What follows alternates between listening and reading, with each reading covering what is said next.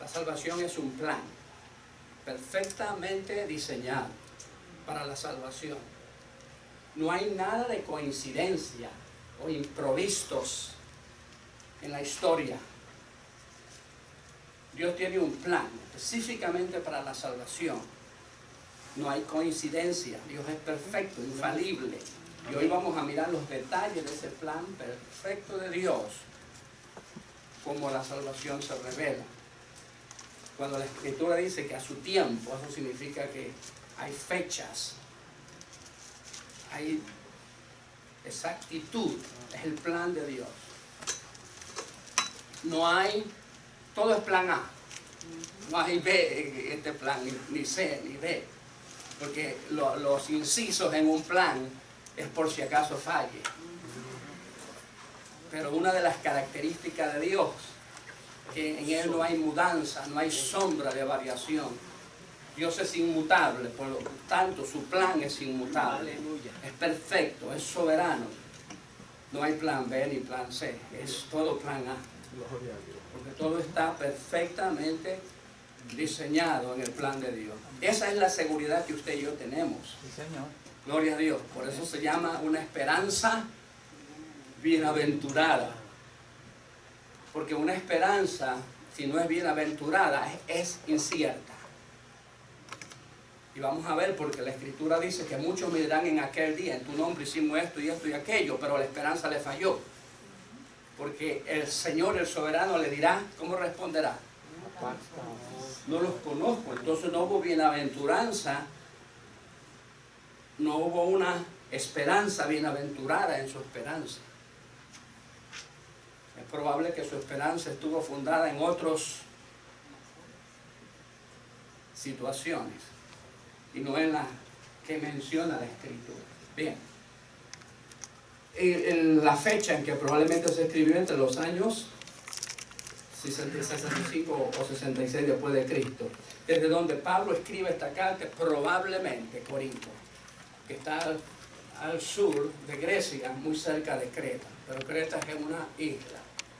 Criri se llama actualmente, ¿verdad? La isla se llama Criri, es un lugar bellísimo actualmente, un lugar muy turístico. Si va por el Mediterráneo, visite Criri, Creta. La pregunta al final, hermano, mírenla rapidito conmigo del libro, de las páginas de su libro,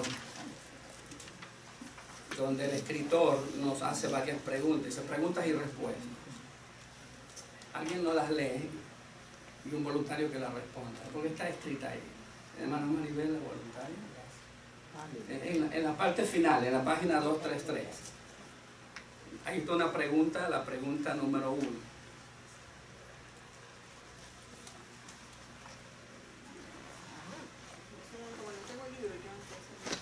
¿Alguien sabe dónde estoy yo? Sí. Si la gracia de Dios provee salvación a todos los hombres, ¿por qué muchos no serán salvos? ¿Cuál sería la respuesta de eso? No pegarse a la gracia de Dios. Miren, esa es la pregunta, es sumamente importante, de verdad. Si la gracia de Dios provee salvación a todos los hombres, porque así lo dice textualmente, ¿por qué muchos no serán salvos?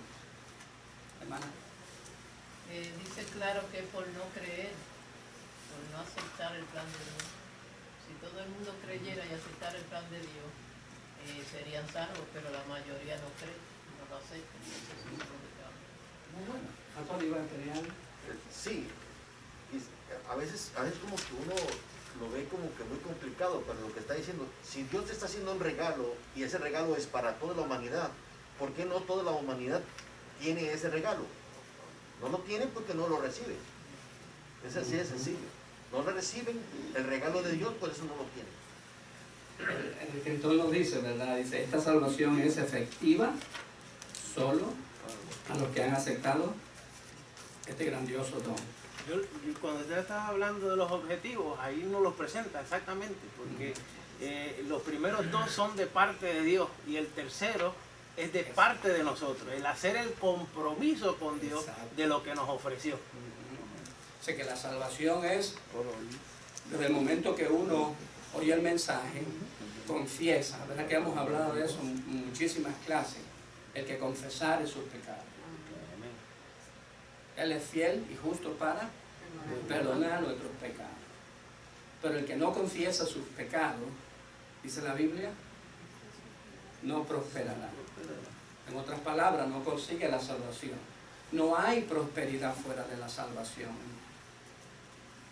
Todo es aparente. Todo es aparente mientras no consigamos la salvación del Señor. Dice, ¿de qué aprovechará el hombre si granjeares todo el mundo? Si fuera rico, multimillonario, si tuviera todos los títulos del mundo, todos los certificados honoríficos del mundo, pero si no tiene la salvación, todo se echa a perder. Es como acumular en saco roto. La salvación es el mérito más grande que podamos lograr. Y lo logramos dando pasos tan sencillos, pero genuinos, como el confesar nuestros pecados. Y cuando confesamos nuestros pecados, es que la palabra ha hecho efecto en nosotros. Nos ha llevado a un arrepentimiento. Si no hay arrepentimiento, no hay confesión. Si nos arrepentimos, el arrepentimiento ocurre en el corazón de la persona. Y ese arrepentimiento nos mueve a dar el segundo paso, que es la confesión. Y cuando confesamos nuestros pecados y aceptamos a Jesucristo como el único y suficiente Salvador de nuestras vidas, entonces es como el encendedor que nos hace recibir la provisión divina. Marquito iba a decir algo. Sí, como vemos en el Antiguo Testamento, era conforme a la ley. Dijo el Señor que aquellos que vayan en un punto, la ley es nula para todos.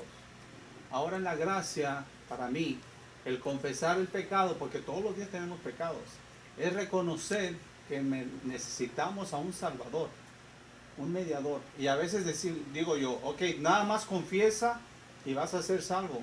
Pero si está yendo más allá, está yendo al corazón. Tú vas a pecar, no nada más lo que tú hiciste, sino vas a seguir pecando. Tú necesitas un Salvador. Entonces, apegarse a esa gracia, como lo decía, y estar pegados a esa gracia. Entonces, ahí es donde viene la confesión de nuestro pecado. Cada día, porque me imagino yo que no es nada más confesar el pecado y ya vas a ser salvo, que yo creo que es un error decirle al Señor, confiesa tu pecado y vas a ser salvo. Sino que en sí está diciendo, necesitas el Salvador, necesitas ese regalo. Pégate a eso y lo demás es más fácil. Excelente. Veamos algunos versículos aquí y luego nos remontamos. Ayúdenme usted a mirar la diferencia entre el antiguo pacto y el nuevo pacto. Este es el pacto en su sangre. Ese es el pacto por el derramamiento de muchos animales. La Biblia en hebreo dice que este pacto es mucho mejor. Es necesario entender esto para que nuestra esperanza sea una esperanza bienaventurada, no una esperanza en sacos rotos. No podemos cambiar ni una partícula del plan de Dios para que la salvación sea genuina. Si nosotros cambiamos cualquier cosa en el plan de salvación de Dios, estamos modificando y estamos haciendo inefectivo. Si humanizamos, si filosofamos con la doctrina, si la cambiamos, entonces el plan de Dios, la gracia de Dios, no se genera en nosotros. Por eso no podemos cambiar eso. No podemos modificar eso. Tenemos que encontrar en forma específica en qué este pacto, el pacto de gracia, es superior al primer pacto. Porque en el libro de Hebreos lo dice, esto es superior porque está hecho sobre mejores promesas. Este pacto es genuino, es el plan completo diseñado de Dios. No hay ningún error ni equivocación en él. Por ejemplo, en el antiguo pacto, una persona que cometió un pecado tenía que venir con el sumo sacerdote, ¿verdad? El sacerdote le decía, analizaba la naturaleza de ese pecado y él clasificaba la ofrenda que tenía que presentar para redimir ese pecado. ¿Verdad que es así? Okay. Eso tenía que ver también con el nivel de riqueza o pobreza que esa persona tenía. Eso lo dice la ley. Especifica la Escritura que Jesucristo nació de una mujer y bajo la ley. Pero tenía que hacerlo así para él perfeccionar el plan, el camino de salvación. Así que nosotros como iglesia estamos viviendo un tiempo de el plan perfecto de Dios. El plan perfecto de Dios. Así que la salvación, el tiempo de la gracia, la plenitud de los gentiles, como le llamamos en términos nuevos testamentarios, es el plan perfecto de Dios. Ahora, en el libro de Romanos dice que la sangre de Jesucristo nos limpia de todo pecado. Cuando el sumo sacerdote analizaba el pecado de ese judío que iba al tabernáculo, él analizaba ese pecado y el sacrificio que establecía para resolver ese pecado, no todos los pecados, ese pecado. Por lo tanto, la naturaleza pecadora de ese hombre era quitada o permanecía en él. La naturaleza pecaminosa seguía en él. Por lo tanto, mañana cometía otro pecado y volvía a presentarse al sacerdote para que le dijera qué ofrenda era por ese nuevo pecado. Pero la naturaleza pecaminosa seguía en él. ¿En qué este programa de salvación es diferente a eso? Si no nos hace una completa nueva criatura. Que estamos hablando ahora, excelente. Estamos hablando de ahora de una transformación, de una nueva criatura. Estamos hablando de un cambio de naturaleza, de una regeneración, de un nuevo hombre, como dice el apóstol Pablo. Si alguno está en Cristo, nueva criatura. Por lo tanto, ahora el remedio viene no solo a resolver un pecado. Por eso Romano dice que la sangre de Jesucristo nos limpia de todo pecado. Para que eso ocurra debe haber un cambio de naturaleza en nosotros. Cuando el convertido ya no se inclina ni está pensando en pecar, entonces ha ocurrido una transformación. Ha ocurrido un nuevo nacimiento. Cuando la persona confiesa sus pecados genuinamente, la provisión de Dios se derrama sobre él y esa persona es transformada. Cambio completo. Por eso se llama regeneración. La justificación. Vamos a repetir esto que hemos dicho un sinnúmero de veces. La justificación, la regeneración y el nuevo nacimiento son provisiones de Dios. Se alcanzan por fe en la sangre de nuestro Señor Jesucristo. Todos son pasos genuinos, por supuesto. Arrepentimiento, confesión, son pasos genuinos. Dios lo sabe cuando son genuinos y la persona también lo sabe. El resto opinamos nada más. Pero la persona y Dios saben cuando esos pasos son genuinos. Cuando alguien que tomaba dice, yo no siento deseo de tomar. El que fumaba dice, ya no siento deseo de fumar. Porque ha habido un cambio, una regeneración en el corazón de esa persona. ¿En qué es diferente? Allá se resolvía un problema, aquí se resuelve la raíz de los problemas. Si alguno está en Cristo, nueva. Esto es lo que no entendió Nicodemo, ¿verdad? Él entendió lo que es nacimiento, pero no entendió cómo. Ese cambio de mente que se lleva a cabo en la persona, como decía Marcos, no es solamente de ven y confiésate ya, se te olvida todo, sino que tiene que ser una búsqueda constante con Dios. Por eso Jesús le dijo a sus discípulos, ustedes son limpios ya por la palabra. Entonces, conforme uno va buscando a Dios, o uno leyendo la palabra, la mente se va limpiando. ¿Por qué? Porque uno le empieza a llenar ahora de las cosas santas, de las cosas sagradas. Ya lo inmundo, ya lo carnal, ya la maldad de este mundo ya empieza a salirse y empieza uno a llenarse ahora de la gracia de Dios. Y por eso es lo importante de venir a escuchar mensajes, de llenarse, de estar siempre constante en plena comunión con el Espíritu Santo. De eso hablamos cuando decimos que la santificación es un acto y es un proceso. Es un acto porque Dios la dio, ¿verdad? Hemos sido justificados, hemos sido regenerados, hemos sido transformados en la sangre de Jesucristo. Ahora tenemos que alcanzarla nosotros.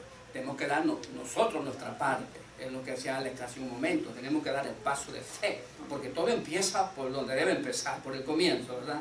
Que es arrepentimiento, confesión, y por ahí empezamos. Y luego tenemos esa salvación y ocurre ese proceso. Es un acto porque Dios la dio, es un proceso porque en el compromiso que ejercemos con Dios, nosotros vamos relacionándonos con Él, vamos estableciendo vínculos con Él, vamos alejándonos del mundo y vamos comprometiéndonos con Él cada vez más. Vamos muriendo al mundo y viviendo para Dios. Lo que sucede es que a veces decimos que creer es reconocer que Dios es todopoderoso, reconocer que Él murió por nuestros pecados, pero la otra parte de lo que dice la palabra no la ponemos en acción y eso también es creer, eso es parte de creer, el obedecer, hacer conforme a su palabra. Porque nosotros podemos decir, sí, yo reconozco que Él murió por mí, que murió por mis pecados, yo puedo confesar, pero si no, como dicen los hermanos, si no vivo la palabra, no estoy creyendo. Exactamente. Podemos hablar nosotros entonces de una intensidad en la fe. Acuérdense que los discípulos tenían fe, pero la fe les alcanzó solo para una parte, no para la siguiente parte. Cuando le preguntan al maestro, ¿por qué nosotros no pudimos? El maestro le dice, porque estos géneros no salen, si no es con oración, ayuno, que lo que está hablando el maestro es consagración. Entonces muchas veces nosotros, nuestra propia carne, nuestra propia concupiscencia no se ahoga, no se termina de morir, porque no nos consagramos a Dios. Alex, lo que has mencionado, nos comprometemos con Él cada día. Darle la espalda al mundo por completo y aproximarnos a Dios cada día, que eso nos va santificando, que eso va estrechando nuestra relación con Dios, y eso hay que quererlo. Eso ya es otro nivel de fe, porque solamente el creer y saber que soy pecador, eso es una parte importante, pero luego mi fe tiene que alcanzarme a que yo practique esa doctrina en mi vida. Ya la aplicación personal de esa doctrina incluye mucha fuerza de voluntad, ¿verdad que sí? Porque muchas veces nuestra carne nos habla, ¿verdad? Y nos dice en casa, no vayas hoy el domingo a la iglesia, porque estás enfermo. Y nosotros justificamos eso, ¿verdad que sí? Porque no es fácil, luchamos contra nuestra carne, no contra la carne del otro, es contra nuestra propia carne, nuestra propia concupiscencia. Y nosotros nos esforzamos. Entonces ya estamos hablando de una aplicación de esa doctrina en mi propia vida, pastor. Aquí hay un segmento que habla exactamente de eso. Dice, esta gracia divina viene como una iluminación, pues nos enseña, nos educa y nos corrige. En realidad el propósito mismo de Dios al manifestar esta gracia fue que los creyentes fueran instruidos, preparados con el fin de que, renunciando a la impiedad y a los deseos mundanos, vivamos en este siglo sobria, justa y piadosamente. Eso es excelente. Vamos al versículo 11. En esto tenemos desde el 11 al 14 del capítulo 2 de Tito. Acordémonos, hermanos. ¿Me puedo hablar algo? Sí, claro que sí. Vamos a poner, por ejemplo, los 10 mandamientos que Dios dio, los dio para el pueblo de él, para Israel, o para el mundo entero. Para el mundo entero. Para el Eso es mundo muy entero. bueno. Amén. Entonces lo dio para el mundo entero. ¿Qué pasa cuando tú, en esos 10 mandamientos, vamos a suponer que tú haces uno, haces dos, haces tres, y los demás no los haces? No estás haciendo nada, porque los 10 mandamientos tienen que ser cumplidos completos, bajo la ley o como sea, pero esos mandamientos todavía nos sirven a nosotros en estos tiempos. Recordarlos y traerlos a nuestra vida, porque ahí hay muchos datos para nosotros, que nosotros podemos vivificar nuestro espíritu, nuestra vida, en caminar más en los caminos del Señor, que nos vino a plantar más su espíritu, darnos más fuerza. Si nosotros corriéramos esos 10 mandamientos en nuestra vida, yo creo que nosotros pudiéramos caminar hasta mucho mejor, más en los caminos del Señor. Si cumplimos esos 10 mandamientos, cumplimos toda la ley. Jesús lo dijo. Sí, cumplimos el primero. ¿Eh? Ya todos los demás van enrebanados. Son suavecitos, ¿verdad? Ha dicho algo, una verdad grandísima. Una verdad grandísima. Si cumplimos esos 10 mandamientos, cumplimos Todo. toda la ley. Aleluya. Ahora, Alex, No, lo que mencionó el pastor. Es que cuando Jesús lo mencionó, dijo 2, pero es que se dividían. Habían 4 que eran a Dios y los otros 6. nuestro compromiso con Dios, Sí. volvemos a usar la misma palabra, nuestro compromiso con el prójimo. ¿Verdad? Nosotros no podemos, esta enseñanza no es para criticar, porque la verdad, todos somos seres humanos. Y a ninguno se nos hace fácil. Probablemente a algunos se les hace fácil una cosa, pero no todo. Así mismo. ¿Verdad que sí? Señor. Y nosotros sabemos perfectamente que si no estamos, como dice Pablo, asidos de Dios, Amén. no la hacemos, hermano. Así mismo. No la hacemos. Tenemos que estar asidos de Dios. Completamente. Entonces la podemos hacer.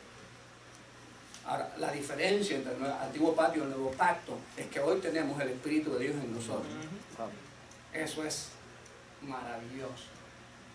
Si yo pudiera decir más que maravilloso, porque eso es parte de la gracia, del don, del regalo de Dios. No merecemos eso. Pero Cristo dijo, ese es su bautismo hacia nosotros, de darnos que el Espíritu de Dios more en nosotros, hermano. Por lo tanto, nos ayuda, dice, nos ayuda, nos escudriña y nos dice, eso no está bien. Sí. ¿A cuánto les ha dicho el Espíritu Santo? Amén. ¿Verdad que sí, hermano? Eso no está bien. Y es bonito que le diga al Espíritu Santo, que nos diga a nosotros en el corazón eso. No está bien, porque eso nos ayuda a santificarnos más, a enderezar nuestros pasos. Cuando el Espíritu Santo nos dice, eso no está bien. A veces tenemos como decía David, escudriñame tú, oh Dios, y enseña. A veces no. Absolutamente. Hay cosas que no las vemos, pero las estamos haciendo. Y otro elemento valiosísimo que tenemos en este plan de gracia es la palabra escrita. Está ahí, la estamos leyendo. Amén. Ahora tenemos que tener cuidado de interpretarla correctamente, de no modificar nada, de no acomodar nada a nosotros, sino nosotros acomodarnos a ella aunque nos duela. Porque la palabra se lo lee. Es poderosa, dice, para que parte. Profundiza en nosotros la palabra. Y aunque no estemos de acuerdo con algo, no intentemos modificar nada. Modifiquémonos a la palabra de Dios. Entreguémonos a ella, dejemos que ella trabaje en nosotros. No hagamos lo que sí han hecho muchos y han pretendido hacer muchos, cambiando el significado, guiando al pueblo hacia suavidades impropias, lo cual su esperanza no va a ser esperanza bienaventurada, porque la esperanza de bienaventurada es caminar correctamente en el camino correcto, porque el camino estrecho es dificultoso, por lo cual la doctrina, los elementos que nos conducen en el camino estrecho son muy estrictas y las puertas se estrechan. Pero nos aseguramos que cuando terminemos la carrera, como dice Pablo, ahí está el premio seguro. Pero que al final nos digamos, el Señor dice, no los conozco. Wow, eso sería espantoso. Si fuera así, terminaríamos con una Biblia así de fina. Sí, delgadita. En una página cabe todo. Esta no me gusta, déjame sacarla. Del 11 al 14 en el capítulo 2. Ahora, noten esto, yo quiero ver, ustedes ven, hermanos, que muchas veces las iglesias, hay lugares, hay congregaciones que sí son muy críticas, sí son, la gente, somos problemáticos a veces. La verdad, somos problemáticos a veces. Como cretenses, somos cretenses. Y Tito se recuerda a ellos, así que Tito no está pastoreando a un grupo de gente fácil, hermano. Léenme ese versículo donde, creo que en el capítulo 1, ¿verdad? De la Biblia, no está aquí en la clase, pero donde se puede ver con claridad la naturaleza del pueblo cretense. Tito no está pastoreando un lugar fácil, hermano querido. Pastorear tampoco es fácil. Si pastorear no es fácil, imagínense pastorear en lugares difíciles. Es mucho más complicado, es trabajo a la doble potencia, ¿no? O al cubo, un trabajo al cubo, a la tercera potencia. capítulo 1. Sí, el versículo 12 creo que es el verso 12. Dice, uno de ellos, su propio profeta, dijo a los cretenses, siempre mentirosos, malas bestias, glotones, ociosos. Este testimonio es verdadero, por tanto, repréndelos duramente para que sean sanos en la fe. Wow, dice, su propio profeta dijo, yo me uno a su criterio. Pues, bueno, ahora Qué complicado es Dios. ahora dirían, ese no tiene ética. No tiene ética, No tiene pero ética. muy duro, muy duro. Muy duro. Tienen que bajarle 2 rayitas. Tiene que bajarle 2 rayitas, no, eso tiene que bajarle.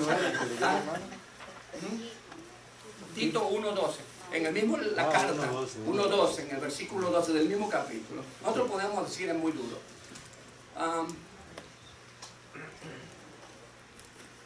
La naturaleza misma nos enseña.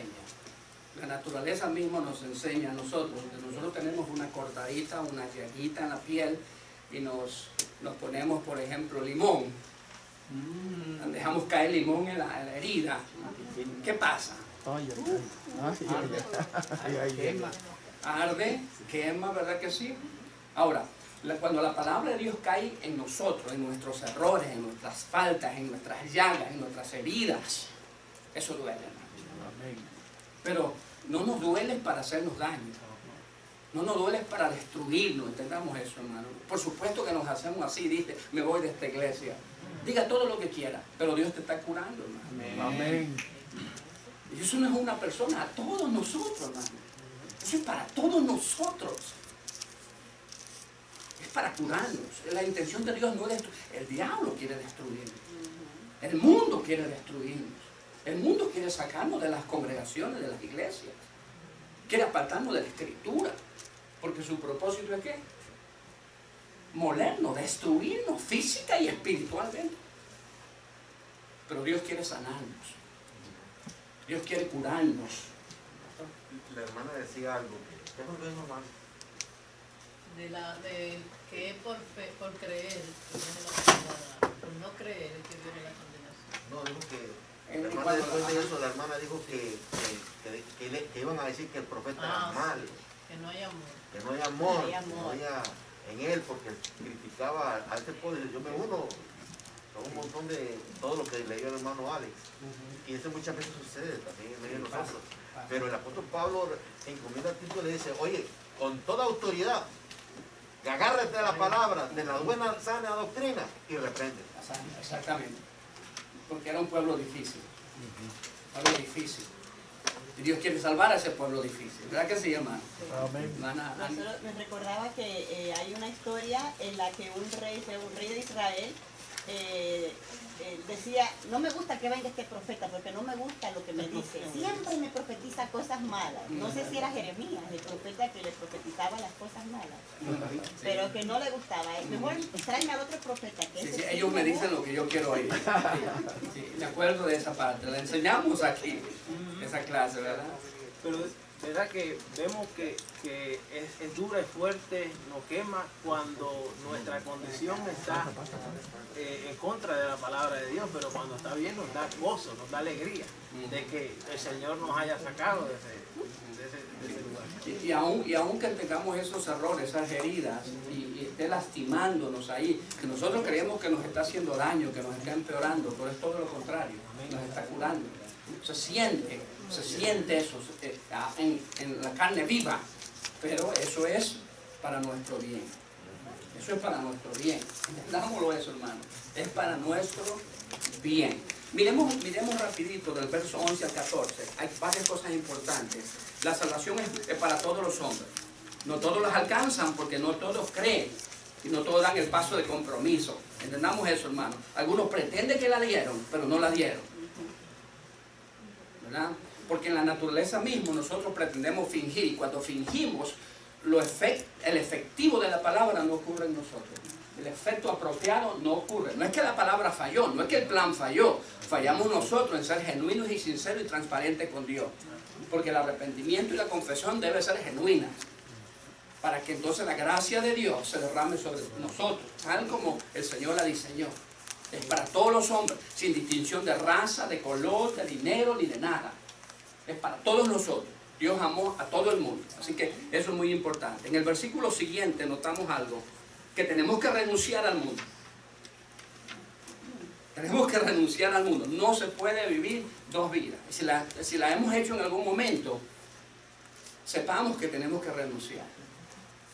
Tarde o temprano, hermano. Rápido o lento, pero tenemos que hacerlo. Y tenemos que aligerarnos porque los tiempos son apremiantes. Hay que renunciar. Hay muchas cosas que hay que renunciar, hermano. Cada uno sabe a lo que tiene que renunciar. Pero Dios demanda renunciación de nuestros propios deseos carnales, renunciar del compromiso que tenemos con el mundo y entregarnos completamente al Señor. Es ahí lo que estaba hablando anteriormente, que primero duele, arde, molesta. Eso es renunciar, cuando el Señor nos manda a renunciar a todos los deseos, renunciando a la impiedad y a los deseos mundanos. Ahí es donde nos duele, nos arde, porque estamos apegados a eso. Eso está encarnado en nosotros y tenemos que despegarlo como podamos, confiando por medio de la fe. Y cuando nos manda como debemos de vivir, sobria, justa y piadosamente, es para poder recibir la recompensa, para poder tener la esperanza que tenemos en Cristo Jesús. La esperanza, me gusta esa palabra, cómo la complementa el apóstol, esperanza bienaventurada. ¿Qué significa? Sabemos que es esperanza, viene de esperar, sabemos que es de esperar, hay que tener paciencia para esperar. ¿Qué significa bienaventurada? Bienaventuranza. ¿Ah? Gozo, alegría. ¿Ves eso? Es como el que corre, pero el que corre legítimamente, no solo es correr, aquí no solo es esperar. Es esperar legítimamente, correr legítimamente. Si la persona corre pero infringe o simula o no respeta las reglas del correr, corriendo y en el agua va una contaminación para correr más, está contaminando. Altera el proceso. Altera el proceso. Sí. Hay personas que usan elementos prohibidos para tener energía extra, por ejemplo. Pero el que, se refiere al que lo hace legítimamente. Entonces cuando llega es premiado, pero el que no lo hizo legítimamente, cuando llega le dicen, usted cometió varias irregularidades. Llegó, pero no ilegítimamente. Mucha gente va a estar en el momento del rapto de la iglesia. Mucha gente va a estar. Estarán dos en una cama, dice. Estarán dos en una cama. Estarán dos en el campo. Entonces se refiere legítimamente. Bienaventurada significa que cuando lleguemos, sí seremos premiados. Sí seremos premiados. Eso es una esperanza bienaventurada. Y en el versículo 13 mencionamos la esperanza bienaventurada. Es para los que lo hacen legítimamente. No necesariamente 40 años en la iglesia garantizan salvación. Ni un bachillerato en teología tampoco. Ni un doctorado en teología tampoco. Ni 4 títulos, ni 4 niveles de liderazgo tampoco. Aquí está hablando de una esperanza bienaventurada lograda legítimamente, es renunciar al mundo completamente, consagrarnos al Señor, lo que nos hace recibir el galardón apropiado. En el versículo 14, que no solamente Dios, en este plan de salvación, que vino a su tiempo, vino bajo la ley, por supuesto. Él dijo bien claro, yo no vine a abrogar la ley, vino a cumplirla. Hemos leído esos versículos, ¿verdad? Él vino a cumplir la ley, no a abrogarla. Él nos va a la cruz, derrama su sangre como el Cordero de Dios, nos purifica, nos aparta, nos purifica, pero aquí hay un tercer paso importante, que nos hace pueblo de Él. Somos su pueblo. Esto es un avance, eso es un premio extra de la gracia divina.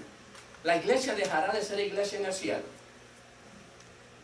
La iglesia va con una velocidad en convertirse en la esposa del Cordero.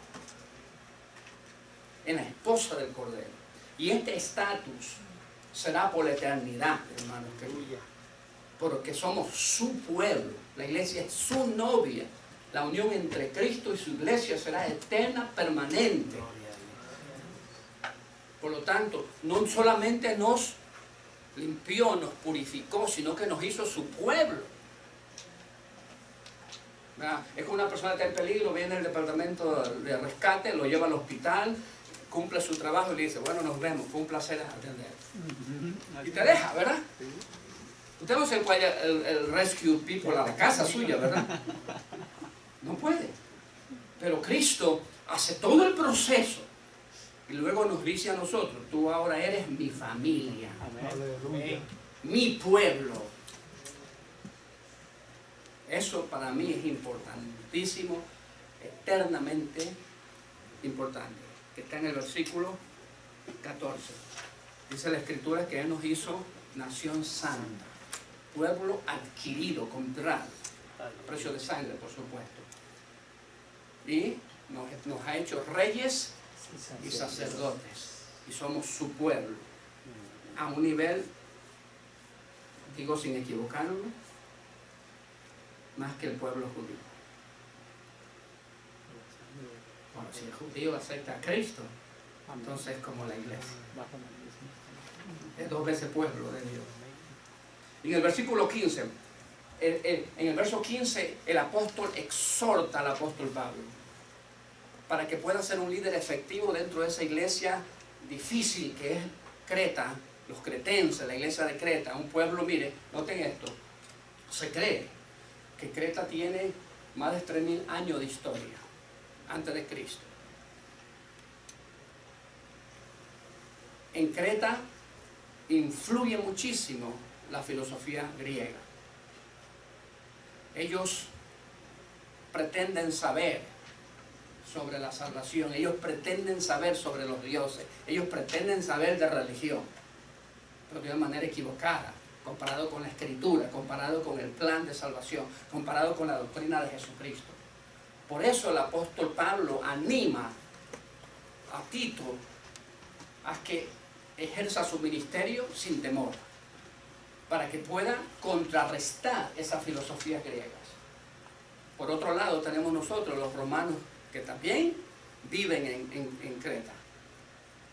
Templos a los emperadores donde se implementa el proceso de adoración de emperadores. También contra eso tiene que luchar el pastor Tito. Y otro sobre los judaizantes. Una gran colonia de judíos viviendo en Creta, que venían de esa religión judía distorsionada. Los mismos que se oponen a Jesucristo cuando Él predica, los mismos que le dicen a Cristo, eso no es verdad, cuando Cristo está hablando de los diferentes temas que aborda, sobre la salvación, sobre lo que Él afirma de quién es Él. El Padre y yo somos uno. Yo soy su hijo, vengo de allá. Y todas esas cosas que le lastiman el corazón del judío, porque el judío está perdido, confuso. Pues estos judaizantes están en Creta también. Así que es una gran diversidad bajo la naturaleza del nativo cretense, que data de más de 3000 años antes de Jesucristo. Por lo tanto, Pablo le dice a Tito, tú tienes que ser fuerte, tienes que saber exhortar, tienes que saber enseñar, tienes que imponerte a estas doctrinas para erradicarlas de la iglesia. Si no lo haces, no vas a tener éxito en esta iglesia. Que fue algo semejante a lo que le dijo a Timoteo anteriormente, en las clases anteriores. En Éfeso, ajá. Y era la misma guerra contra la misma gente. Exactamente. Judaizantes. Judaizantes. Y los que más problemas hacían eran los judaizantes. Eran judíos con sus doctrinas que estorbaban el trabajo pastoral de Tito. Que se habían supuestamente convertido. Supuestamente conocedores del plan de salvación. Aún más, Pablo le dice, repréndelos. Y esa palabra es muy fuerte, lo que significa, deténlos. No debes permitir que se hable más de esas cosas aquí, especialmente en la iglesia. Hay que detener esas doctrinas. Porque si no, nosotros dejamos que esa doctrina entre y empiecen a oscilar, a moverse de un lugar a otro, entonces empiezan a tomar dominio y control en el pueblo de Dios. Yo creo igual que tú, pero Sí, yo creo igual que tú, asistimos al mismo lugar. El mismo problema lo tenía la iglesia de Corinto, unos cuantos kilómetros al norte, de donde Pablo le está escribiendo a Tito. Así que estas iglesias, unas más que otras, pero compartían las mismas problemáticas. Pero hay que enseñar la palabra de Dios, que es la que derrumba todo tipo de obstáculos, desde las doctrinas hasta la filosofía más opuestas. Tenemos que enseñar la palabra del Señor. Amén. Aquí, por ejemplo, una de las cosas terribles que quería dominar la iglesia es que el hombre podía tener más de una esposa. Por eso en el capítulo 1 le dice, no, el apóstol Pablo dice, no es así ahora. no, gloria a Dios En por esta eso. doctrina no es así. Gloria a Dios por eso. De ahí surgen muchos problemas. Imagínate, De ahí surgen muchos problemas. Si no me alcanza el dinero. Eso es en el capítulo 1 lo menciona. En el capítulo 2 no lo menciona en estos versículos, pero es una de las cosas que Tito tiene que reprender. Eso definitivamente no lo vamos a compartir aquí.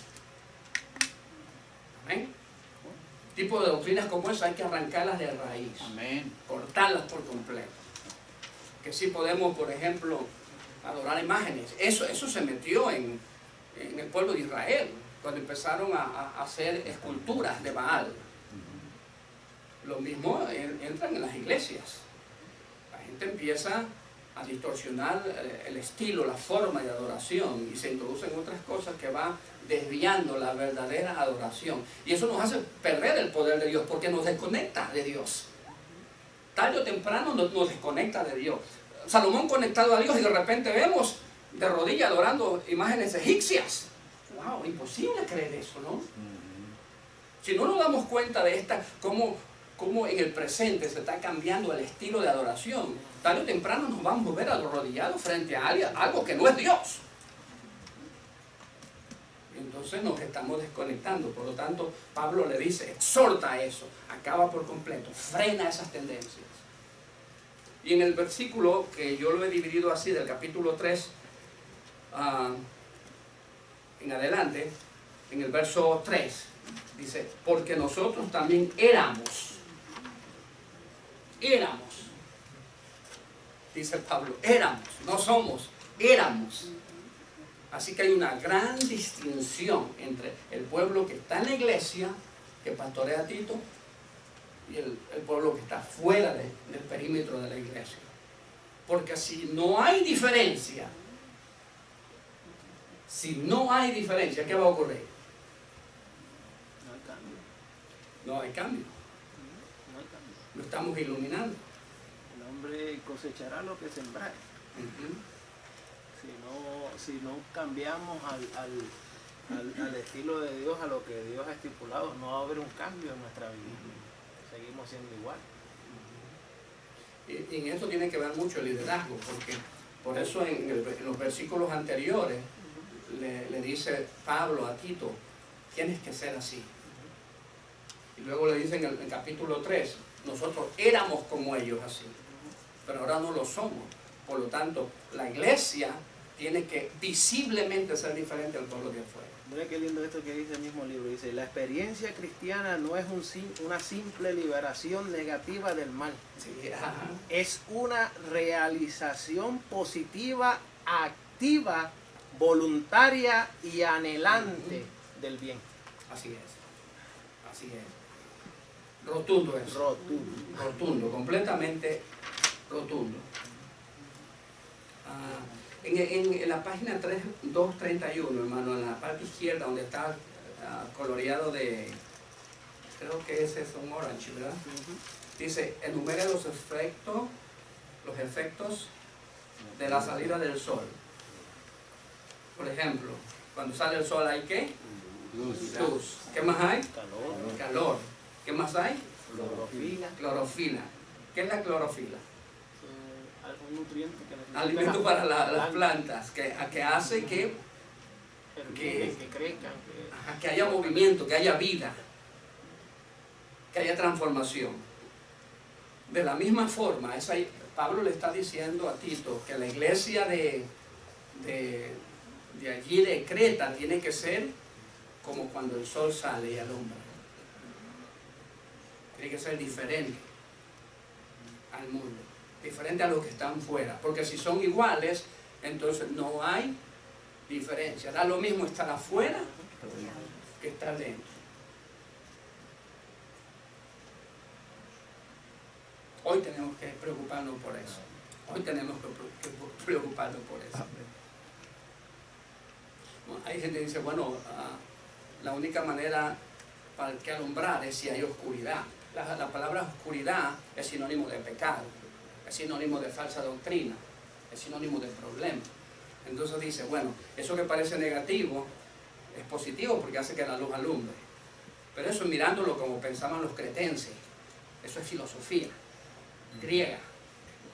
Yo le he dicho China, no, perdonan los chinos, pero yo siempre digo China para decir algo barato, algo...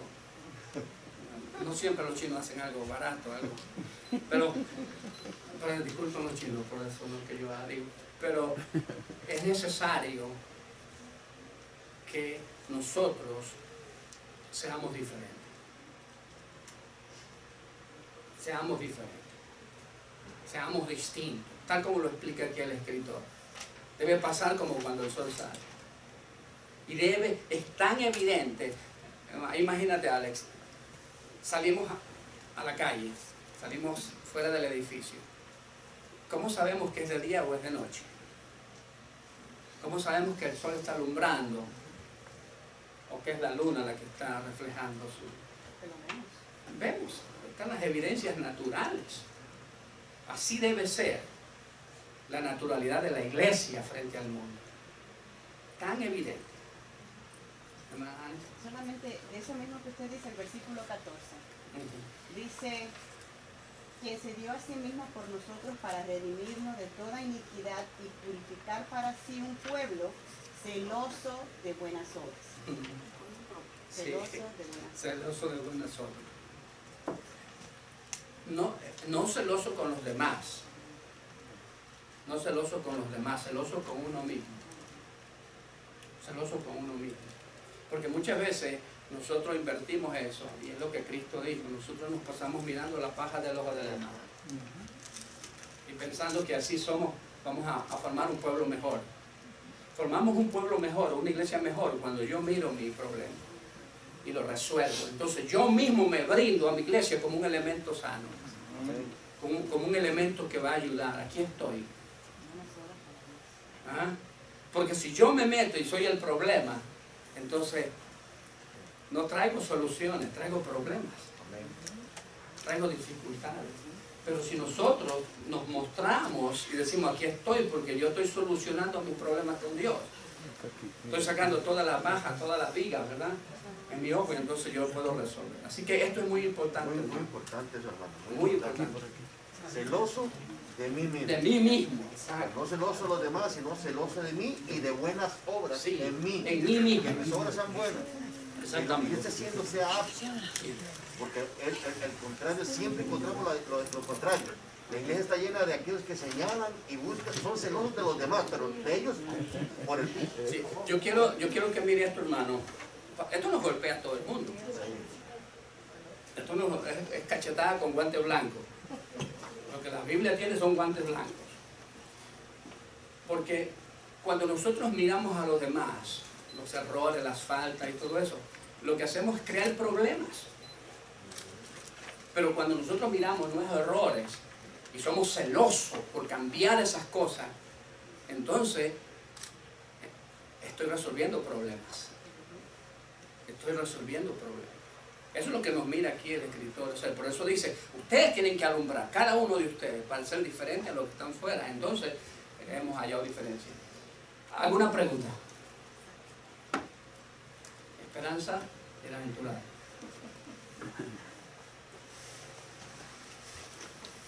Pablo dice, no sea que nosotros, siendo dados de muchos, nos vengamos a perder nosotros mismos. Yo creo que hay una palabra que nosotros tenemos que tener en cuenta que es,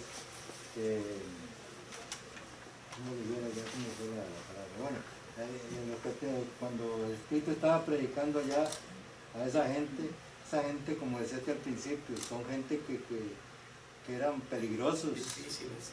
¿Ah? Como pasó en nuestra vida.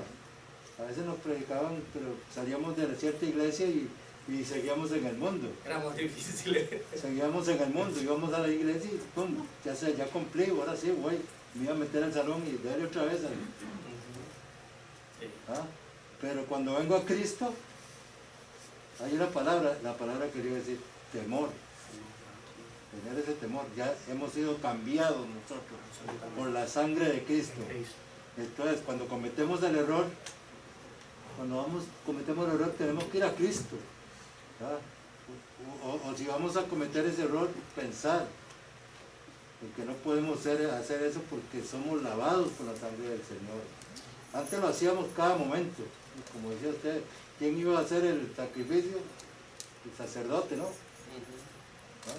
Sí, él era, el trabajo de él era poner el sacrificio sobre el altar. Y volvíamos otra vez a lo mismo.